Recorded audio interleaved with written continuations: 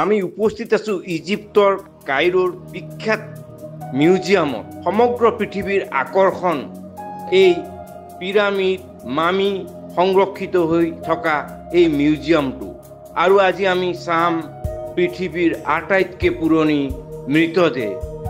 আপুনি শুনি আচৰিত হ'ব, এই যে আমাৰ সন্মুখত যি মৃতদেহ আছে, আইনাৰ বাকচৰ ভিতৰত যি মৃতদেহ আছে, তাৰ বয়স 3300 বছৰ। শুনিবলৈ আচৰিত যেন লাগিলেও এয়া সঁচা।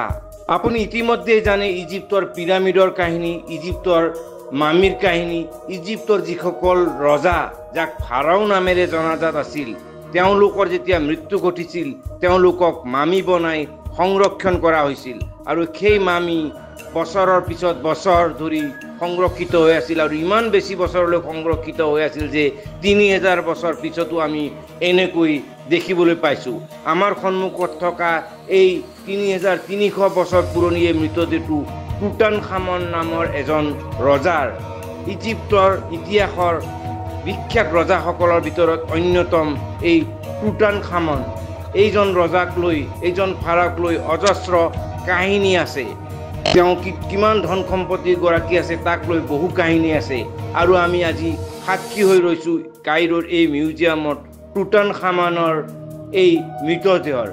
আজিৰ আধুনিক প্ৰযুক্তিও কিন্তু বিচাৰি উলিয়াব পৰা নাই কেনেকৈ 3000 বছৰ বেয়া নোহোৱাকৈ এইদৰে সংৰক্ষণ কৰি ৰাখিব পাৰি মৃতদেহ।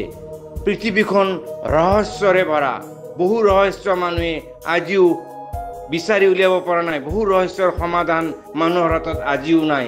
তাৰেই এক অন্যতম উদাহৰণ ইজিপ্তৰ কাইৰোৰ এই মিউজিয়াম আৰু টুটানখামনৰ এই 3300 বছৰ পুৰণি এই মৃতদেহ।